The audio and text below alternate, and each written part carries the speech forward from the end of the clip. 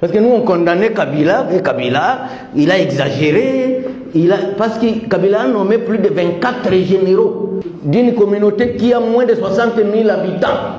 24. Moi, je suis à 1 500 000 habitants, à peu près, si pas 2 millions. Je n'ai même pas un seul général. Cet outil, donc, des Rwandais, ils parlent Kinyarwanda. Rouverwa parle la même langue que Kagame, avec orthographe, les alphabets, tout. Je suis un des rares qui détient les secrets de tous les méfaits que ces gens dits Banyamulenge ont fait à l'est du pays. Et je vais vous dire comment ils l'ont fait. Le salon, c'est Kinshasa. Mais quand au salon, on ne fait que chanter et danser, se saouler et dormir, les chambres ne sauront pas ce qui se passe dans le palais. Parce qu'à Kinshasa, même les gouverneurs ou qui que ce soit, à partir de 9 h, on a déjà au moins 3 millions de soulards. Est-ce qu'ils sauront de ce qui s'est passé à Beni? Vous savez que Mandela a été déclaré terroriste par ces mêmes blancs-là. Moi, c'est ma sanction. Oh, on va geler tes avoirs. Est-ce que j'en ai d'abord? Vous êtes venu porter une veste qui n'avait pas sa taille, ne sachant pas qu'est-ce qu'il y a dans l'emballage. Je veux dire vraiment, aide-moi à me sauver. Et la poule tend le cou au serpent. Le serpent s'envole, il traverse la rivière. Et il se pose à terre. Il dit au serpent maintenant de descendre. Le serpent lui dit que ça fait 3 jours que je n'ai pas mangé. Et à un moment, peut-être c'était vrai ou faux, mais quand Mobutu disait que Nati Mote Manangai na béret rouge, ça renforçait même psychologiquement. Vous vous sentez que vous avez une armée. C'est comme si tu mélanges la musique de Jean Goubal avec la musique de Fali Ipupa. Ça ne se ressemble à rien. Je parle des erreurs de Kabila, les gens me disent toujours, mais vous avez été ministre de Kabila, non? À part au Congo, je peux être ministre où?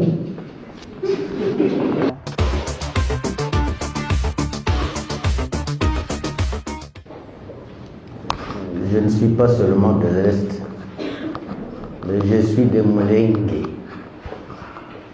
Ouais. Ma mère est née à Mulenge. Et moi, je suis à moins de 7 km de ce fameux village. D'abord, je dois saluer l'auditoire. Bonjour et bon week-end. Et bonne fête de l'indépendance aussi. Avant que je ne prenne la parole, je voudrais d'abord féliciter et encourager Freddy Moulumba pour ces différentes initiatives, féliciter le professeur Bilolo à mes côtés, que je sens que le sang du Congo bout dans lui. Mais avant d'aborder la question, je vais faire un petit rappel historique. J'ai déjà eu l'occasion de le dire 1000 fois. Je ne sais pas si j'ai toujours été entendu. C'est l'histoire de la Chine. C'est l'histoire de la Chine. Et la Chine fut colonisée par le Japon pendant 109 ans. 1 siècle et 9 ans. Et pendant ce 1 siècle et 9 ans, les Japonais fouettaient les Chinois matin, midi et soir pendant 1 siècle et 9 ans. Alors la Chine eut la chance de voir naître dans ce pays un certain Mao Tse-tung. J'ai fait 6 mois de formation pour l'histoire seulement de la Chine. Et j'ai toujours été convaincu que les jours où nous allons appliquer la même méthode de la Chine, la RDC a la vocation d'être la Chine de l'Afrique. Mais ça dépend de ses dirigeants. Et alors, je connais 3 villageois. Mao Tse-tung, Mandela et moi-même.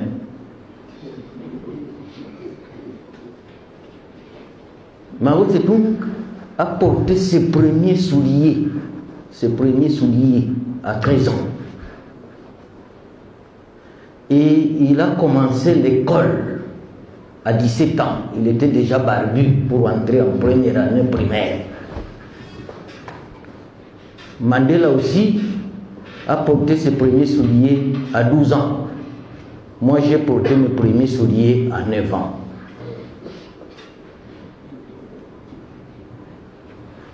Et alors, l'histoire de la Chine décrit que Mao aurait fait 8000 km à pied en se promenant dans la Chine. Et il a découvert la réalité de la Chine. C'est comme ça que sous la colonisation japonaise, il prit l'initiative de libérer la Chine, mais par la lutte armée. Et sa guerre a duré 8 ans. Mais il gagne la guerre le 1er octobre 1949. C'est là où il entre dans la Chine. On appelle ça la marche rouge. L'entrée de Mao Tse-tung à Pékin. Alors, il trouve un pays déchiré et délabré. Chaque 6 km², plus de 100 églises. Plus de 100 églises chaque kilomètre². Il trouve un peuple distrait, abandonné à lui-même. Alors, sa première ordonnance, c'est laquelle? Collège des élèves et des étudiants pour le salut de la Chine. Heureusement, Jean Goubal est dans la salle. Laissez-moi le voir. Alors, on te trouve, vous êtes à 3, 4, 5, 6. On vous trouve en train de discuter sur Fally Ipupa, Ferregola, qui ne chante que l'amour. Hein? Koffi Olomide, l'amour. Bon, moi, Jean Goubal, je te suis, je sais de quoi tu chantes. Donc, en vous trouvant en train de parler un sujet qui n'a pas de lien avec le salut de la Chine, 6 mois de prison pour aller vous nettoyer la mémoire. 6 mois de prison.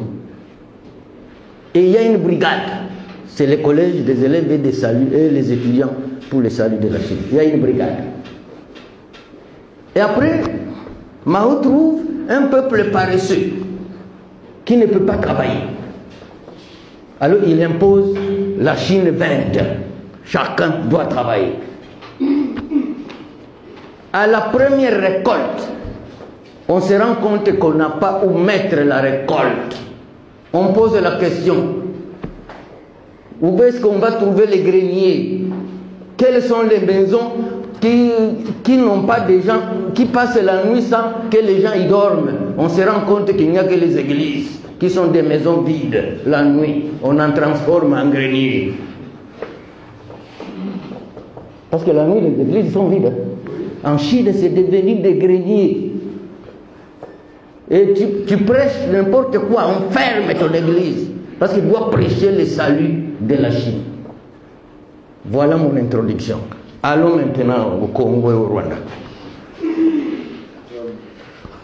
En fait, en ce qui concerne la guerre, l'occupation et ce qui arrive au Congo, souvent je me dis que je n'ai pas besoin de papier. Parce que je suis né dans ça. J'ai vécu ça. Et je suis peut-être le seul témoin au Congo qui peut témoigner de la réalité des choses et pourquoi nous sommes arrivés jusqu'à ce point. Au début, j'ai l'occasion de rencontrer le président de la République à plusieurs reprises. Je disais, la dynamique dans laquelle vous êtes, c'est la dynamique de M. Laurent Désiré Kabila. Comment? C'est la légende de la poule et du serpent. Je ne sais pas si à l'école primaire vous avez appris cette légende. Il y a un feu de brousse. Le serpent ne sait pas fuir parce qu'il rampe. Mais il y a la poule à côté. La poule peut voler pour fuir le feu. Et maintenant, le serpent flatte la poule pour lui dire vraiment, aide-moi à me sauver. Et la poule tend le cou au serpent. Le serpent s'envole, il traverse la rivière. Et il se pose à terre. Il dit au serpent maintenant de descendre. Le serpent lui dit que ça fait 3 jours que je n'ai pas mangé. Ça fait 3 jours que je n'ai pas mangé. C'est toi ma proie. Et le serpent a croqué la poule. L'année passée, il y avait comme toujours des rencontres des gens de l'Est à l'hôtel Béatrice, sous la modération du docteur Mitteo de la maison civile, qui a passé plus de 25 ans chez nous, il connaît tout le monde. Et dans les ateliers, on a croisé les différentes tribus. Comme par hasard, moi je suis Mufuliro d'Ouvira, nous constituons à peu près 85% de la population d'Ouvira. On nous croise avec mes amis Tutsi qui ont volé les noms de mon village et le village de ma mère. Et ils se sont autoproclamés Banyamulenge. Maintenant on nous croise face à face. Moi le premier jour je ne suis pas allé. Mais le deuxième jour les gens m'ont dit mais ton absence s'est fait trop remarquer. Non, je vais là-bas. Maintenant on nous croise que nous devons discuter face à face. Quand j'entre dans la salle, et tous s'exclament, ah, Bitakoui Rabat, ok, c'est bien que tu sois là. Il me pose la question. Monsieur Bitakoui, vous vous dites à travers le monde que vous nous avez vu venir. Depuis quand vous nous avez vu venir? Alors que nous sommes là-bas depuis le XVIe siècle.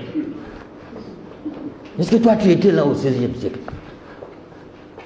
Je leur dis, je regrette de vous dire que mes yeux n'ont jamais été opérés. Les mêmes yeux qui vous ont vu venir, c'est sur mon visage.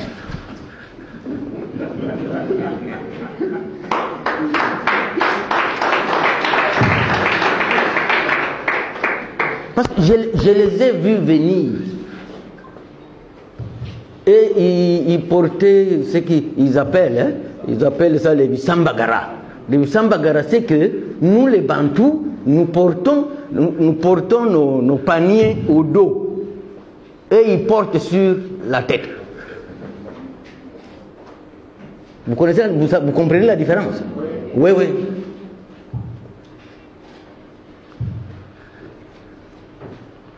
Maintenant, quel est notre malheur?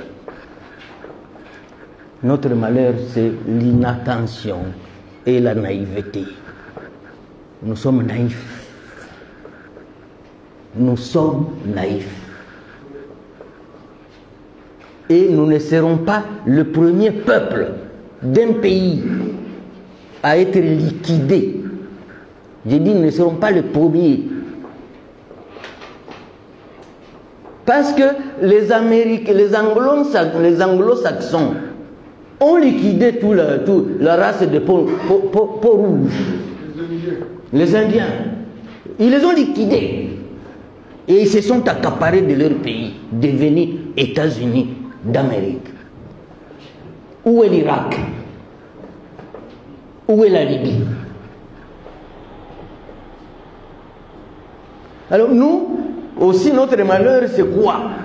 C'est d'avoir installé la capitale à Kinshasa, où il fait très chaud. Il fallait que la capitale soit dans un coin où il fait frais. Parce que dans le froid, on réfléchit. Cette ville devait être une ville culturelle et non une ville politique. Parce qu'on ne pense à rien sur l'avenir et le sort de la République. Peut-être Charles Onana va venir nous réveiller pour dire peut-être il faut créer un centre de formation civique et de veille patriotique. Parce que si nous restons dans le même état d'esprit, il n'y a pas de Congo dans 20 ans, il n'y en aura pas. Il n'y en aura pas. Ce pays va disparaître.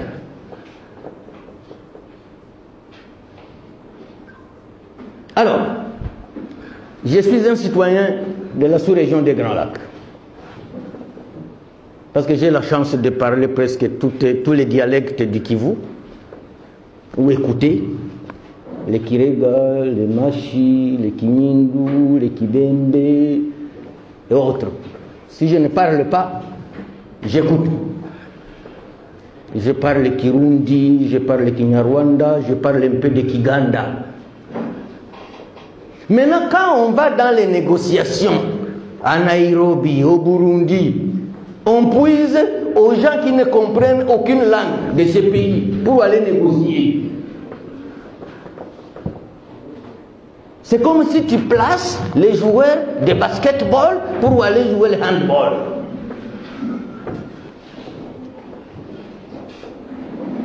C'est comme si tu mélanges la musique de Jean Goubal avec la musique de Fali Poupa. Ça ne se ressemble en rien.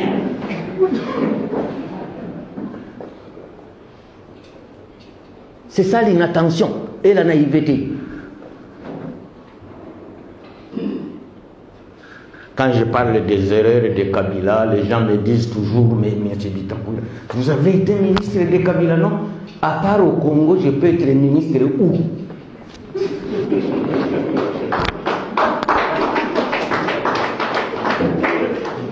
Sous n'importe quel président, je peux être ministre où? À part ici.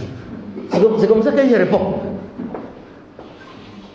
Et j'insiste pour dire, non, faites attention. Le corps humain a plusieurs organes. Imaginez-vous les petits doigts du pied. Tu mets des chaussettes, tu mets les souliers et puis tu attaches les lacets. Est-ce que les petits doigts peuvent voir ce que la tête fait? Les petits doigts peuvent voir ce que la tête fait. C'est lui qu'on attache avec les souliers, les chaussettes, et puis on met encore les lacets. Il est caché. Donc, je voudrais dire ici que c'est une occasion alors que quelqu'un, africain, puisse révéler ce qu'il y a dans ce livre. Et comme a dit le professeur Bilolo, Kabila avait acheté des dictionnaires pour toute la population, toute la crème. Hein. Il faudra qu'on en achète aussi autant. Pour tout celui qui sait lire. Tout celui qui sait lire. S'il faut les traduire, tant mieux. En Swahili, en Lingala, en Chilou, en Congo, je ne sais pas. Alors, notre malheur est que nous sommes seuls contre tous. Et si nous-mêmes nous ne défendons pas, nous sommes condamnés à disparaître. Je vais vous parler de comment nous sommes arrivés là où nous sommes. Bon, Mobutu a fait son temps. Nous nous sommes opposés. Moi, j'étais un des plus grands opposants à Mobutu sans l'avoir vu jusqu'à sa mort. Mais il avait une qualité, l'unité nationale. Ça, on ne peut pas renier cette qualité à Mobutu. Et à un moment, peut-être c'était vrai ou faux, mais quand Mobutu disait que Nati Mote Manangai na béret rouge, ça renforçait même psychologiquement. Vous vous sentez que vous avez une armée. Vous sentez que vous avez une armée. En 1996, non, je commence par 1990, 1990. Moi, personnellement, à cette époque, je me retrouvais à Nairobi. Les Tutsis enclenchent la guerre à partir de l'Ouganda pour attaquer le Rwanda. On a recruté tous les jeunes Tutsis à travers le monde entier pour aller renforcer le front. Et vous savez, la majorité de ces Tutsis qui sont allés en Ouganda sont venus d'où? Vous savez, ils sont venus d'où? Pas de Moulengi, de tous les moyens et hauts plateaux de Fizi, Uvira et Fizi. C'est là où est venu le plus grand renfort pour aller renforcer la rébellion de Frédéric Guéma. C'était le premier leader de cette rébellion. Il est mort sous le front, Kagame était son adjoint, et il a remplacé. Frédéric Guéma est mort en 1990, j'étais à Kampala. Alors maintenant, tous ces jeunes gens-là qui m'ont posé la question, comment vous dites que vous nous avez vu venir? Je vous ai vu venir. Parce que ces gens qui se disent Banyamulenge, c'est pourquoi l'Union européenne m'a sanctionné, mais il m'a rendu très grand. Court de taille, mais grand esprit. Parce que je suis un des rares qui détient les secrets de tous les méfaits que ces gens dits Banyamulenge ont fait à l'est du pays. Et je vais vous dire comment ils l'ont fait, si Freddy me donne le temps. Donc, ils vont renforcer le front des Tutsis venus de l'Ouganda. Mais ils demandent seulement, ils posent une seule demande. Si nous, on occupe le Rwanda, permettez-nous d'aller diriger le Congo. Nous occupons le Rwanda, vous qui étiez ici en Ouganda, vous restez au Rwanda, mais nous qui sommes venus du Zaïre, vous nous permettez d'aller diriger le Zaïre. Ils sont moins de 60 000, hein? Ah, mais moins de 60 000. Je ne sais même pas s'ils arrivent à 30 000. Et c'est comme ça qu'en 1914, 1994, le Rwanda va tomber. Le Rwanda tombe. C'est Tutsi donc. Des Rwandais, ils parlent Kinyarwanda. Ruberwa parle la même langue que Kagame, avec orthographe, les alphabets, tout.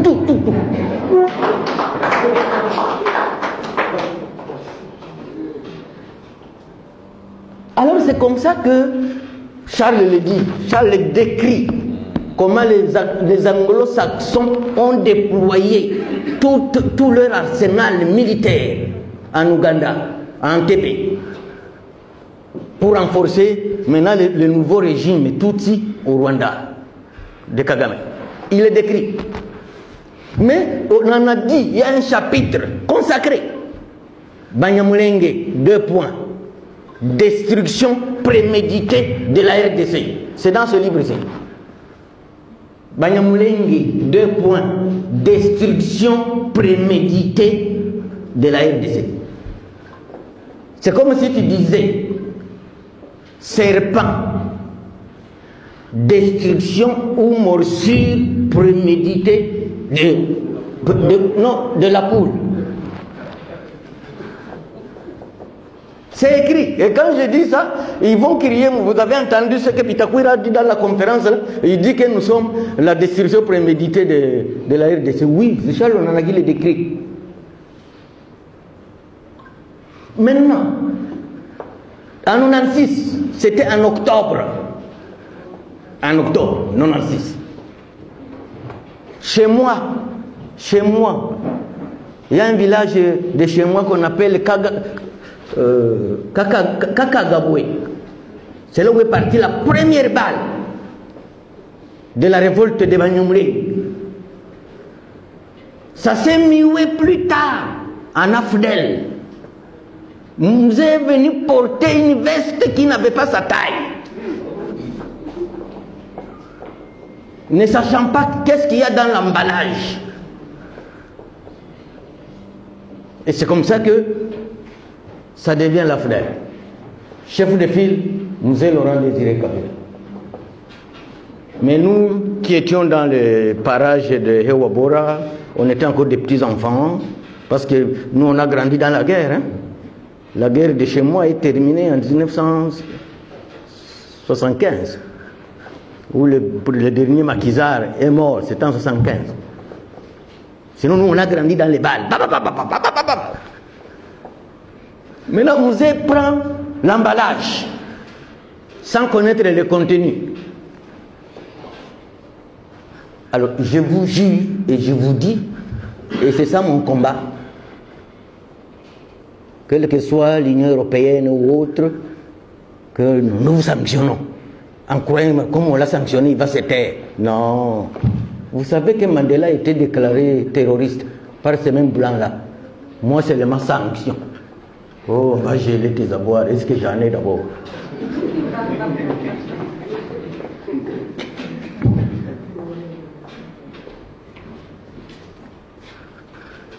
Ces gens, cet outil-là que vous voyez, comme dit le professeur, ils étaient venus en 96 croyant qu'ils vont exterminer tout le monde. Je dis bien exterminer tout le monde. Ils se permettaient de prendre toutes les clés de votre hôtel. Ils écrivent sur l'hôtel, ils rafachouent, c'est-à-dire c'est saisi. Et ils partent avec les clés à Kigali. Ils vont faire 2 mois là-bas. Votre hôtel est fermé. Quant aux tueries, n'en parlons pas. Et quand ils disent, bon, il faut sanctionner Bitakwira, c'est parce qu'ils veulent effacer nos mémoires, qu'on ne se rappelle plus ce qu'ils ont fait comme méfaits. Enterrer les femmes vivantes, piler les enfants dans les mortiers. Ils se sont permis tous ces actes-là. Alors, bon, quand tu veux parler, il faut les sanctionner, il faut qu'ils se taisent. Ils rappellent les mal de ce qui nous concerne. Et comme ils sont parrainés par les Blancs, effectivement, ils croient que c'est la race supérieure.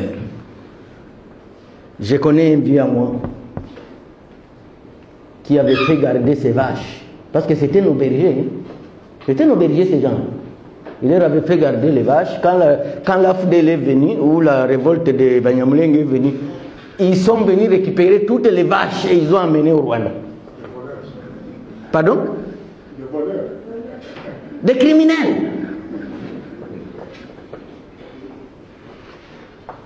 Alors, tant que nous resterons naïfs, tant que nous resterons inattentifs, ce pays, nous le livrons à l'ennemi. Je vous informe que par notre naïveté, par notre inattention, il n'y a pas un mois, un officier de la même race là, qui a participé au massacre de Kassika, de quoi, on vient de le nommer à Bukavu, chargé des opérations. Il n'y a pas un mois. Parce que nous on condamnait Kabila, et Kabila, il a exagéré, parce que Kabila a nommé plus de 24 généraux d'une communauté qui a moins de 60 000 habitants. 24. Moi, je suis à 1 500 000 habitants, à peu près, si pas 2 millions. Je n'ai même pas un seul général.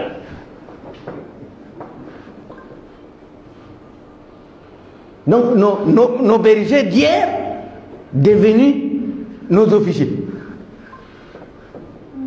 Oui, 24 généraux, sans compter les colonels. Et personne ne doit être nommé à l'ouest ou au centre.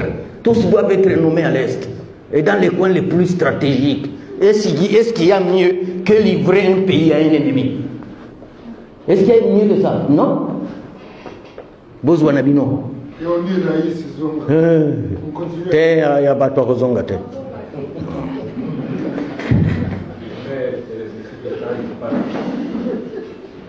Donc, la complicité interne. Je vais livrer un secret ici. Vous savez que le découpage de 11 à 26 provinces, je vais vous livrer un secret. Il n'y a que le Grand Kivu qui a 3 provinces. Tous les autres grands espaces ont 4 à 5 espaces, à 5 provinces.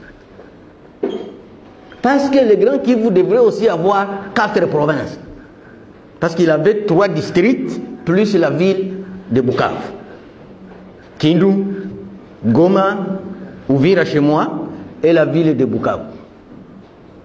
Chez moi, il n'y a pas eu de province. Alors que là-bas, c'est la source de tous nos malheurs. Parce que Bukavu devrait être le Kivu central. Le sud du Kivu, c'est à Uvira. Mais c'est là-bas où il y a tous ces malheurs-là. Les gens qui détruisent le pays ne viennent que de là-bas. Maintenant, quel est le jeu qui est joué? Le jeu qui est joué est que, même sous le RCD, sous AFDEL et consorts, les Rwandais ne recourent qu'au Bashi de Bukavu. S'il y a un mouche ici dans la salle, il peut m'écouter. Parce que quand les Rwandais occupent le Kivu, à Bukavu, pour être gouverneur, tu dois être mouche. Malheureusement, jusqu'à aujourd'hui, c'est la même chose. Mais là-bas, c'était la complicité. Les Kantitima, les Mwendanga, les Bertrand Bissimois, les Runiga, tous. Parce que le terrain du Kivu central, c'est Bukavu, Walungu, Kabare, Kalehe, Idjoui. Le terrain fertile du Rwanda, c'est la partie là. Mais vers le sud, c'est la résistance. Uvira, Fizi, Mwenga. Et c'est là-bas maintenant où les Rouberwa font le roi. Un jour, j'ai expliqué au président de la République, tant que vous n'aurez pas ajouté une province dans le Grand Kivu, nous allons souffrir jusqu'à l'éternité. Parce que Uvira n'est pas Bunagana. Hein? Si Uvira tombe aujourd'hui, Kinshasa tombe à la seconde. Mais au moins Bunagana est tombé, mais on a fait une année. Parce que quand les Rwandais occupent Uvira, à Bukavu, on ne se bat pas, on ne résiste pas. Ils font ça. Bole Kanabino. Ce sont des réalités sécuritaires. Parce que l'eau, on ne la bouche qu'à la source. On ne bouge pas l'eau en cours.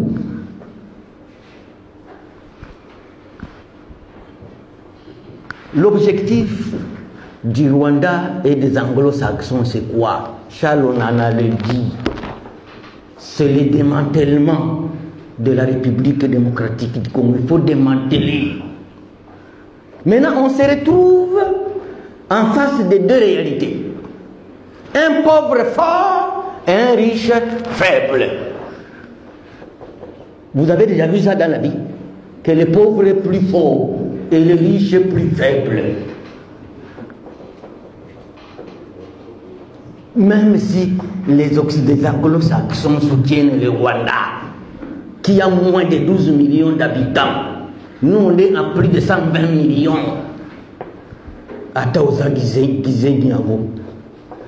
Même celui qui est né à 6 mois, il peut se poser la question, comme Dieu l'a fait, comme Dieu l'a remis en vie. Il va se poser la question, mais qu'est-ce qui m'est arrivé? Et vous entendez ce que les Occidentaux disent, les Anglo-Saxons.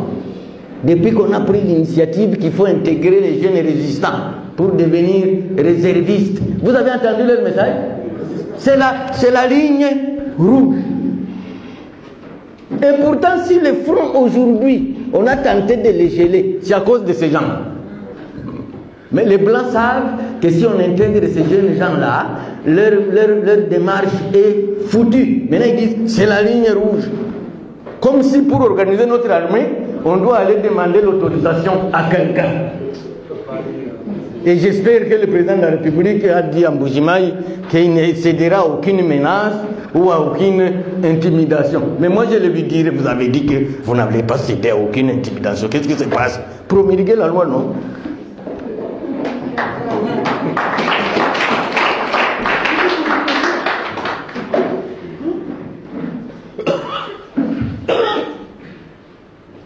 C'est nous qui facilitons le Rwanda à faire de nous ce qu'il a fait. C'est nous-mêmes. Parce que si moi je suis président de la République aujourd'hui, ma plus grande décision que je prendrai, c'est laquelle? Tout celui qui aurait déjà pris part à l'agression du Congo ne peut plus faire partie de l'armée. Comment il va faire partie de l'armée? Parce qu'il s'est attaqué contre son pays. Comment il va rester dans l'armée? Vous savez que nous avons des inspecteurs généraux de l'armée ici, qui étaient au RCD, à Kisangani, à Goma, à Bukavu. C'est lui l'inspecteur. C'est comme si tu mets un lépreux en face de toi et puis tu commences à le toucher, alors que c'est contagieux. La lèpre est contagieuse, non? Jean Goubal, il faut chanter sur la lèpre là. Parce que moi, je peux te faire même des compositions pour qu'on libère le pays. Les musiciens ont un grand rôle à jouer pour notre libération. Moi, j'étais ami personnel à Myriam Makeba. Je l'ai rencontrée en Guinée-Conakry. Et cette dame m'expliquait, vous savez que ce que le Rwanda fait face à nous, ce n'est même pas les 1/10 de ce que les Blancs ont fait en Afrique du Sud. Ce n'est pas les 1/10. Mais Myriam Makeba me disait, parce qu'elle parlait parfaitement Swahili, elle a fait son exil en Tanzanie. Et elle me disait, Kijana, muziki wangu umekomboa Afrika ya Kusini. Ma musique a libéré l'Afrique du Sud. Parce que c'était une femme qui veut faire un concert avec 1 million de participants. Et chacun a payé. Et elle a envoyé 70% de ses recettes au Maï Maï d'Afrique du Sud. Sizo Mkonto. La lance de la patrie. C'était des Maï Maï en Afrique du Sud. Ils ont fait la lutte armée pour s'opposer à l'apartheid. Alors je vais terminer, je suis sûr que Freddy m'a prévenu qu'il faut donner plus la parole aux participants. Mais je voulais interpeller les amis pour dire nous devons nous réveiller. Et le réveil ne peut pas partir d'un salon. Le Congo, c'est comme un pays à 26 chambres. Le salon, c'est Kinshasa. Mais quand au salon, on ne fait que chanter et danser, se saouler et dormir, les chambres ne sauront pas ce qui se passe dans le palais. Parce qu'à Kinshasa, même les gouverneurs ou qui que ce soit, à partir de 9 h, on a déjà au moins 3 millions de soulards. À 9 h, il y a au moins 3 millions de soulards. À Chalangui, alors quand il y a déjà 3 millions qui sont déjà ivres, qu'est-ce qu'ils sauront de ce qui s'est passé à Béni ou à Minembwe? Ils ne sauront pas. Ils ne sauront pas. Moi, j'ai vécu dans un pays comme le Burundi. Il y avait une police contre l'alcool. On ne peut pas boire avant 17 h. Oui, pas de bar après 23 h. Pas de musique, sauf les boîtes de nuit. Et ta boîte de nuit, la musique ne doit pas sortir dehors. Il faut conditionner à ce que ça ne sorte pas. Mais moi, je suis entouré par 6 églises. Et chacun met ses musiques les plus hautes, parce qu'elles-mêmes sont en concurrence. Alors un jour, j'étais allé visiter le vieux Païpaï, vers ma campagne, et je trouve à gauche une église, à droite, nord, sud, est, sud-ouest. Il n'y a que des... Mais mon Dieu, tu donnes comment ici? Il dit non, j'ai acheté une grosse baffle plus qu'elle est leur. Je vais commencer à mettre le Luambo. Je crois que c'est mon cas. Je vous remercie.